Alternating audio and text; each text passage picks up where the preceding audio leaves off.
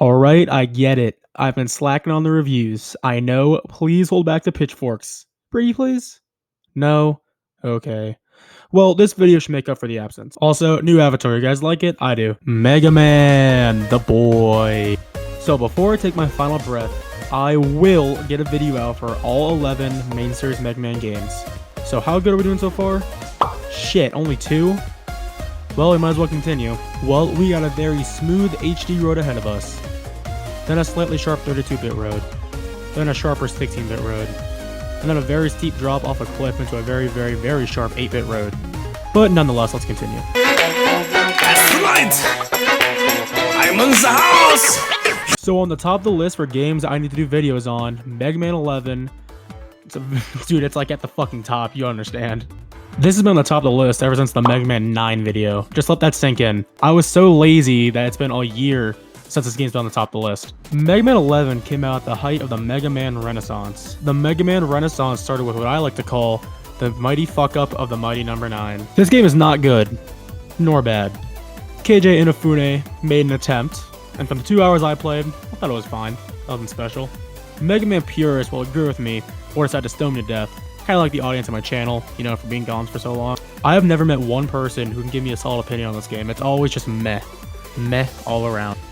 Well, Mighty Number 9 sparked something in Capcom's eyes, because starting a year after this game came out, they started to actually support the Mega Man franchise. They started in 2015 with releasing a collection of the 6 NES Mega Man games. Originally released on the Xbox One, Steam, and the PS4, it did good, and then eventually got a 3DS port, with a golden Mega Man amiibo, which I still can't get my hands on, and it also got a Switch release, along with the second Mega Man Legacy Bundle, which came out in 2017. The Legacy Collection 2 was released on Steam, PC, and PS4. No 3DS release, no Wii U release, which was kind of surprising at the time. Mega Man Legacy Collection 2 included Mega Man 7, which was released on the SNES, Mega Man 8, released on the PS1, and then Mega Man 9 and 10, which were digital exclusives to the Xbox Live Store and PSN Store.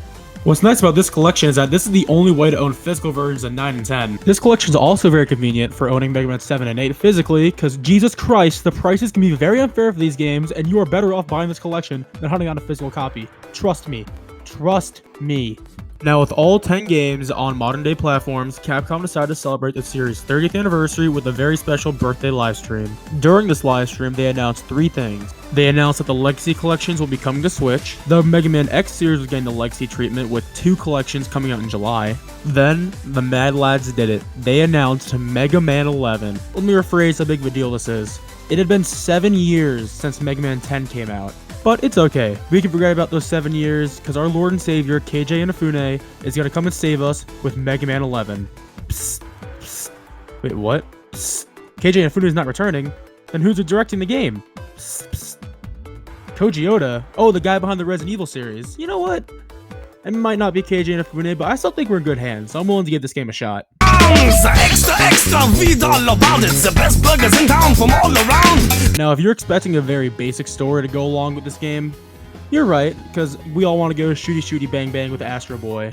But what this game does with its story is it adds layers to its existing characters. If you've never played a Mega Man game before, what you gotta understand is that these characters are all very basic from the beginning, and over time, the game started adding more layers and layers to their backstory. And this game, I think, does it the best. When we start the game up, we see Dr. Light telling the board of, shit, they were never really given a name, were they? The board of something that Dr. Wily's research on the double gear system should be postponed, and instead, they should fund the research of independent thought for robots. After some struggle, Dr. Light wins and gains his grant for the research. After hearing this, Dr. Light storms out while breaking his prototype for the double gear system. So this may not seem like much at first, but once you dive deeper, you can see the complexity that's hidden in this story. For starters, since the beginning of the Mega Man franchise, we've known that Wily and Light used to be colleagues, but now they're rivals. This scene's really the first to show us the falling out between Wily and Light, and let me also remind you guys that this scene will eventually lead to the development of Mega Man X. I would argue that this cutscene alone is one of the best things to come out of the classic series for the foreshadowing and the clear depiction of why Wily hates Light. And I have to say it, but Wily has every right to be mad at him. This cutscene gives Wily something he's needed for a while. He's been seen as a one-dimensional bad guy, but it finally gives him layers and some development because he has every right to be mad. This is something this character definitely needed. Well, after this, we cut to Wily, who dreamt up this memory, and then the idea caused him to reboot his double gear system and use it to attack Dr. Light. With Whiplash intact, we see Dr. Light doing a bit of a robot's maintenance checkup. Shocking absolutely no one, Wily breaks in and kidnaps all 8 of the robots in the maintenance checkup. With trouble in sight, Light decides to install the double gear system, which I'm guessing he picked up when Wily destroyed it back in the academy. Anyway, he decides to install it in Mega Man and send him out to save the day. So this marks the 12th time Mega Man is going to save his friends. And no, I will still not acknowledge that game's existence.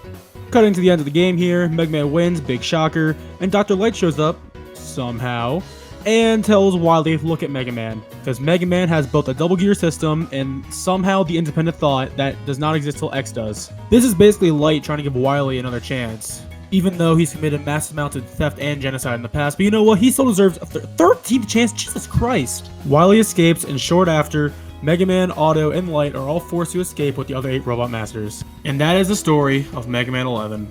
So I understand the basic premise for these games is just very simple bad guy stories, but it was nice to see that Capcom was willing to give a little bit of extra depth this time, so great job, Capcom. I really enjoyed the story. Go a friend, if you're hungry, simply line up at the end. Come on, people, gather round. We got For gameplay, Mega Man 11 decides to revert back to Mega Man 3's type of gameplay. So that means welcome back Charge Shot and Slide, even though I barely used y'all. It's good to have you back though. One of my few complaints of Mega Man 9 and 10's playstyle is that you didn't have these 2 abilities, and the only way to get them was by playing with Proto Man. And by the way, where the hell was Proto Man in the story? Base, where the hell was he too? Anyway, I'm getting off track. With the Charge Shot and Slide back, that means the developers were able to have a little bit more extra routes for extra goodies and easier ways to kill shielded enemies. Speaking of new abilities, the new gimmick for this game is that Mega Man now has access to the double gear system. With one push of a button, Mega Man can either gain super strength or super speed. Then later in the game, when you buy a certain upgrade, you can have a third mode that uses both of these modes at once. The downside to this is that if you overheat the double gear system,